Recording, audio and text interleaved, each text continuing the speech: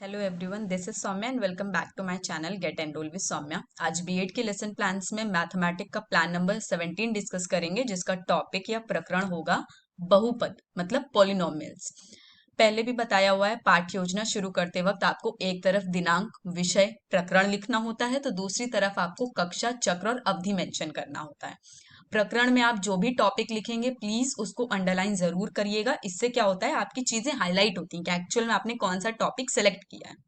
अब समान उद्देश्य की बात करते हैं तो समान उद्देश्य आपका सब्जेक्ट से रिलेटेड होता है। जैसे ये मैथमेटिक्स सब्जेक्ट है तो आप ऐसे उद्देश्य लिखेंगे कि पाठ्य योजना गणित सब्जेक्ट का या विषय बनाने का पर्पस क्या है, उद्देश्य क्या है।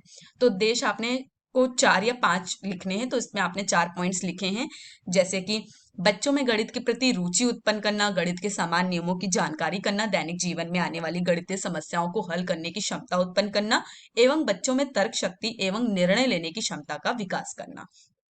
अब अगर विशिष्ट उद्देश्य की बात की जाए तो विशिष्ट उद्देश्य आपका प्रकरण या टॉपिक से रिलेटेड होता है। अब बहुपद पॉलिनोमियल्स का क्या पर्पस है, क्यों हम इसे पढ़ते हैं, इसको पढ़ाने की क्या नीड है, एक्सेट्रा चीजें आपको यहाँ पर मेंशन करनी है। तो विशिष्ट उद्देश्य के अंतर्गत ज्ञानात्मक में आपने लिखा है कि छात्र बहुपद के प्रत्ययों का प्रत्यस्मरण कर सकेंगे। बोधात्मक छात्र बहुपद से संबंधित प्रश्नों को समझ सकेंगे। विश्लेषणात्मक छात्र बहुपद के घटकों का विश्लेषण कर सकेंगे। संश्लेषणात्मक छात्र बहुपद से संबंधित निष्कर्ष निकाल सकेंगे एवं क्रियात्मक छात्र दैनिक जीवन में बहुपद से संबंधित ज्ञान का प्रयोग कर सकेंगे। अब अगर सहायक सामग्री की बात की जाए तो आपको वो चीजें ऑब्जेक्ट मेंशन करने जो आपने टीचिंग के दौरान यूज किया है, जैसे चौक, डस्टर, श्यामपट्ट, चार्ट इत्यादि। अब मान लीजिए आपने कुछ छोटी छोटी चीजें भी यूज की हैं बच्चों को समझाने के लिए, तो आप उन चीजों को भी लिख सकते हैं कि हाँ मैंने ऐसी चीज मेंशन की, मतलब यूज की है बच्चों को समझाने के दौरान। पूर्व ज्ञान, अब इसका क्या यूज है। बच्चों को हम कुछ भी पढ़ाते हैं तो ऐसे ही नहीं डायरेक्ट पढ़ाने लगते, हमें उनकी नॉलेज को प्रीवियस नॉलेज से कनेक्ट करना पड़ता है। अब जैसे आप ऐसा समझिए कि क्लास 9th के बच्चों को आप बहुपद पढ़ाने जा रहे हैं, तो भाई उसको बहुपद पहली बार ही पढ़ने जा रहा है ना, जरूरी नहीं कि उसने क्लास 8 में बहुपद पढ़ाई हो। तो उसको आता क्या है, आप ये बता दीजिए कि बच्चे चर व अचर राशियों के समान जानकारी रखते हैं, मतलब उनको बेसिक नॉलेज के रूप में चर और अचर राशि आती है। अब आप इसी चीज से कनेक्ट करते हुए जब प्रश्नोत्तरी प्रश्न की बारी आएगी तो आप इसी चीज से कनेक्ट करते हुए चर और अचर राशि से ही कनेक्ट करते हुए आप क्वेश्चन फ्रेम करेंगे और लास्ट में आप समस्यात्मक प्रश्न उत्पन्न करके उद्देश्य कथन बोल के चैप्टर तब पढ़ाना स्टार्ट करते हैं। तो जब आप कहीं डेमो देने जाएंगे तो आप ऐसे ही कर सकते हैं, एक अच्छा इम्पैक्ट पड़ता है, सामने वाला समझता है कि भाई ये जो इंसान आया है इसको बीएड की चीजें की बहुत अच्छी नॉलेज है, उसका बहुत अच्छा पकड़ है और ये पढ़ा ली जाएगा। ये सारी चीजें आपके डेमो को अच्छा बनाती हैं। तो अब प्रस्तावना प्रश्न पे आएंगे। तो अब जैसे हमने पहले ही मेंशन कर दिया ना, चर और अचर राशि का ज्ञान है, तो बस आप चर और अचर संख्याओं का यूज करते हुए क्वेश्चन बनाइए। तो आपने पहला क्वेश्चन फ्रेम किया कि अचर संख्याएं किसे कहते हैं। तो बच्चा जवाब देगा जिसका मान ना बदले, जैसे 1, 2, 3 एक्सेट्रा एक्सेट्रा। अब यहीं से आप नेक्स्ट क्वेश्चन जो भी आंसर आएगा उसी से रिलेट करते हुए नेक्स्ट क्वेश्चन फ्रेम करेंगे कि जिसका मान बदलता रहे वह कैसी संख्या है। तो जिसका मान बदलता रहे वह अचर संख्या है, जैसे एक्स, वाई, जेड। अब देखो ये कांस्टेंट है ना, 1, 2, 3 की वैल्यू तो भाई नहीं बदलेगी, तो वो अचर हो गई, जो नहीं बदल सकता है, जो स्थिर है, जो कांस्टेंट है। अब अचर मतलब जिसकी वैल्यू बदलती रहे। कभी आप x को सिचुएशन के अकॉर्डिंग 2 सपोज करेंगे, कभी उसकी वैल्यू 5 सपोज करेंगे, कभी उसकी वैल्यू को अज्यूम आप 10 करेंगे। इसी तरह ये वो वैल्यूज हैं, अचर वैल्यूज हैं भाई, जिनकी मान बदलता रहेगा। नेक्स्ट क्वेश्चन अब आपने यहीं से फ्रेम किया कि चर और अचर को एक साथ लिखने से क्या बनता है। तो बच्चा बताएगा कि चर और अचर को एक साथ लिखने से समीकरण बनता है। अब आप ये मत सोचेगा कि ये सब बच्चा बता पाएगा कि नहीं, क्योंकि क्लास 8th में उसने इतना पढ़ा है, उसको बेसिक नॉलेज है, तभी आपने पूर्व ज्ञान में मेंशन किया है और तभी आप ऐसे क्वेश्चन भी फ्रेम कर रहे हैं कि बच्चा कनेक्ट कर पाए। अब इसी आंसर से रिलेट करते हुए आप लास्ट क्वेश्चन फ्रेम करिए कि ऐसा समीकरण जिसमें बहुत से पद हों उसे क्या कहेंगे। अब ये समस्यात्मक प्रश्न है, जरूरी नहीं कि भाई बच्चा बता ही दे आपको। तो यहाँ पर अब आप उद्देश्य कथन बोलेंगे पहले तो कि बच्चों आज हम बहुपद के विषय में विस्तार पूर्वक अध्ययन करेंगे। मैं फिर से कह रही हूं, जहां जहां आप प्रकरण लिखिएगा प्लीज आप अंडरलाइन जरूर करिएगा। यहाँ पर नहीं हुआ है, मैं कर दे रही हूँ, तो आप भी जहां जहां प्रकरण या टॉपिक का नेम लिखिए उसको अंडरलाइन करिए। इससे हाईलाइट होगा कि एक्चुअल में आप क्या पढ़ा रहे हैं। आगे बढ़ते हैं। प्रस्तुतिकरण मतलब एक टेबल के फॉर्म में आपको बताया है कि भाई आपने कौन सी शिक्षण बिंदु मतलब कौन से हेडिंग चूज किए पढ़ाने के लिए। नॉर्मली 3 ही करते हैं, तो यहाँ पर कौन कौन से शिक्षण बिंदु यूज किए हैं। फिर आपकी क्रिया क्या रही, छात्र अध्यापिका क्रिया मतलब टीचर प्यूपिल। ट्रेनिंग चल रही है ना भाई, बीएड में आपकी एक तरह से ये ट्रेनिंग ही है, जो आप ये पढ़ा रहे हैं लेसन प्लान्स बना बना के ट्रेनिंग है। तो आपकी क्रिया क्या रही, आपने कोई प्रश्न पूछा तो वो प्रश्न क्या था। अब आपने कोई चीज समझाने का प्रयत्न किया तो वो स्पष्टीकरण में जो जो शब्द आपने यूज किया आपको वो लिखना है। तो ये सारी चीजें आपको छात्र अध्यापिका क्रिया के अंतर्गत बतानी होती हैं। अब छात्र प्रतिक्रिया की बात करें तो जब आपने प्रश्न पूछा बच्चे का क्या रिस्पॉन्स था, क्या जवाब दिया उसने, आपको ये लिखना होगा। जब आप समझा रहे थे तो उसका कैसा बिहेवियर था, वो सुन रहा था, वो बातें कर रहा था, वो समझ रहा था कि नहीं, एक्सेट्रा एक्सेट्रा, ये सारी चीजें आपको मेंशन करनी। वैसे मैं आपको बता दूं, बच्चे ध्यानपूर्वक आपकी चीजों को सुनेंगे तभी आप समझिएगा वो आपकी चीजें समझ रहा है।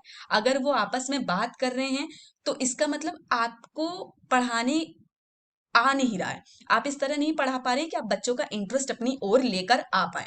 तो आपको इस तरह से वर्ड्स यूज करते हुए पढ़ाना है कि बच्चे को आसान लगे, वो ध्यानपूर्वक सुने और समझे कि भाई टीचर क्या कह रहा है।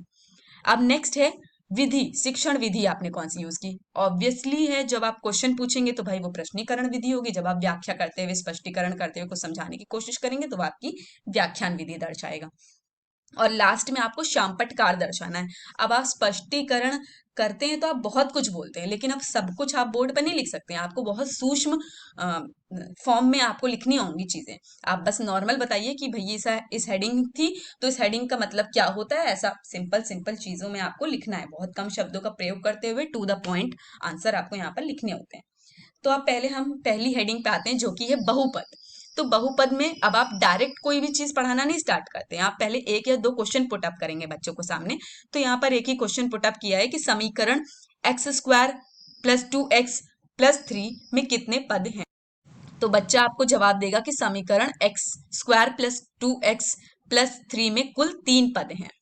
फिर आप स्पष्टीकरण देते हुए समझाएंगे कि भाई पॉलिनोमियल मतलब पी एक्स की वैल्यू है a0 plus a1x plus a2x square plus plus plus an x to power n के प्रकार का फलन, जहां पर a0 a1 a2 an वास्तविक संख्याएं हैं और यहाँ पर an 0 के बराबर नहीं होता है और n एक ऋणोत्तर पूर्णांक है।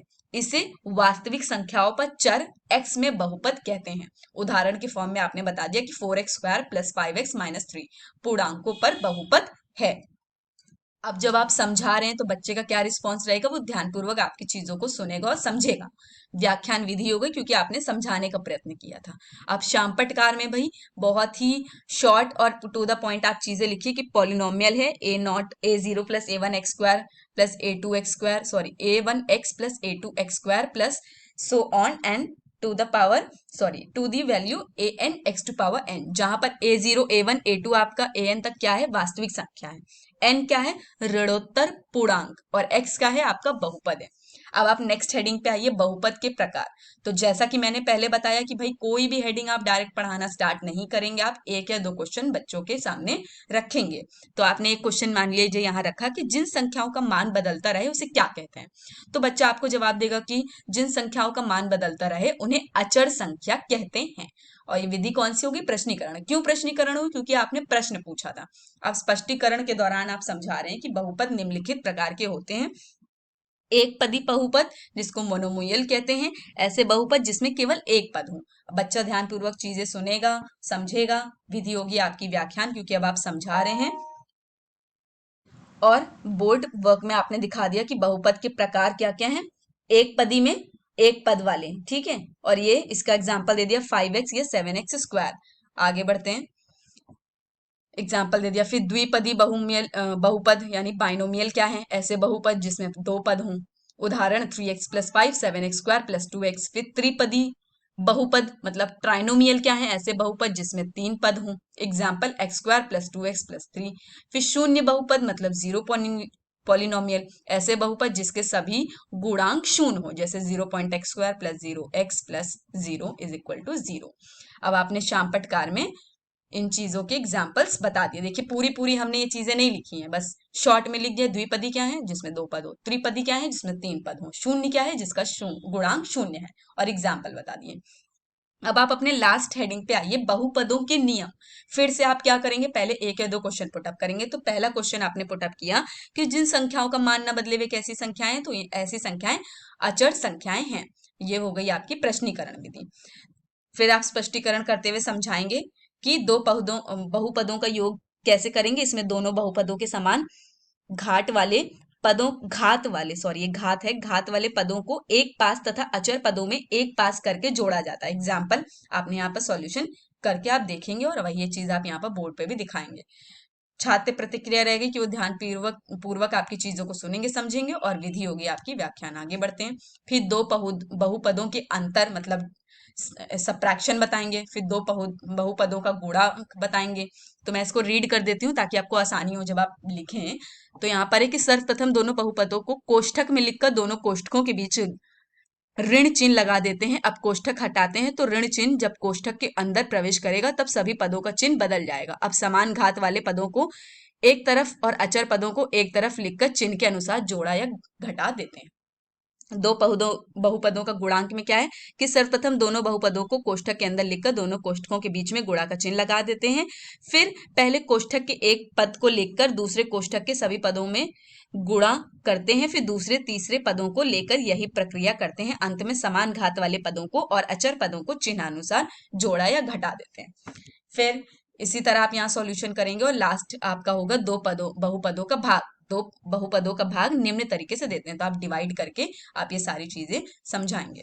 नेक्स्ट आपका आता है बोधात्मक प्रश्न। अब आपको कुछ क्वेश्चन देने हैं जो आपको सॉल्यूशन बोर्ड में करवाना है। तो आपने यहाँ क्वेश्चन लिख दिए और इसका सॉल्यूशन आप बोर्ड पर कराएंगे। तो शामपटकार कैसे दिखाते हैं, पहले आप बिल्कुल वैसे ही जैसे आपने पाठ योजना की स्टार्टिंग में एक तरफ दिनांक विषय प्रकरण तो दूसरी तरफ कक्षा चक्र और अवधि लिखा, आपको वैसे ही बिल्कुल यहाँ करना है। और आप देख सकते हैं, नोटिस कर सकते हैं कि प्रकरण मैंने यहाँ पर अंडरलाइन किया है, तो आप भी अंडरलाइन करेंगे। फिर अब शामपटकार में काम करने का क्या सही तरीका, आप बोर्ड को दो भागों में विभाजित समझिए। पहले आप एक ओर ही लिखेंगे, जब स्पेस फिल हो जाएगी तभी आप दूसरी ओर लिखना प्रारंभ करेंगे। फिर आता है निरीक्षण कार्य की बात। निरीक्षण कार्य क्या होगा, जब आपकी क्लास का बच्चा ये बोर्ड वर्क अपनी कॉपी में नोट करेगा तो आपका क्या काम होगा। उस वक्त एक टीचर का या टीचर प्यूपिल का काम होता है कि वो क्लास में घूम घूम कर देखे कि बच्चा कॉपी में वर्क कर रहा है कि नहीं, और अगर कुछ नहीं समझ में आया तो आप उसे समझाने की कोशिश भी कर सकते हैं। पुनरावृत्ति प्रश्न मतलब एक बार रिविजन क्वेश्चंस, रिविजन के फॉर्म में आप फिर कुछ क्वेश्चन दे रहे हैं कि दिस व दिस को अंतर करो या डैश व डैश को जोड़ो। तो इस तरह से आप अपने मन मुताबिक भी पॉलिनोमियल्स दे सकते हैं अगर आपकी इच्छा हो तो। फिर आप लास्ट में बिल्कुल गृह कार्य देंगे, भाग करो गुणा करो या जो भी आपको समझ में आए आप उस तरह से गृह कार्य दे सकते हैं। और पाठ्य योजना की समाप्ति करेंगे गृह कार्य को देने के बाद। तो आज के लिए बस इतना ही। Please don't forget to like share and subscribe. Keep supporting, keep learning. Thank you.